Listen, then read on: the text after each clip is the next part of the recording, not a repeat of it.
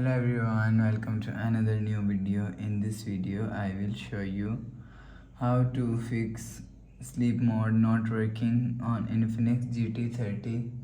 Let's start the video if you want to fix this problem. So first of all, go to app library.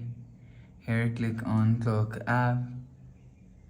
After click on clock app and allow alarm, go back to home screen.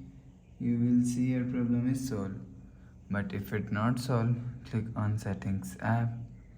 Now in setting, scroll down and click on app management.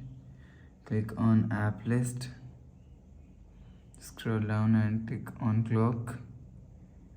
Click on storage and cache and click on clear cache. After click on clear cache, go back to home screen.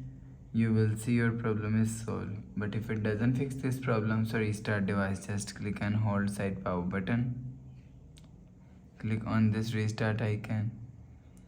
Again tap on this restart icon, you will see phone is restart. After restarting, enter phone pin. You will see your problem is solved. But if it's still not solved, go to app library. Here click on settings app. Now in setting, click on system and click on reset phone.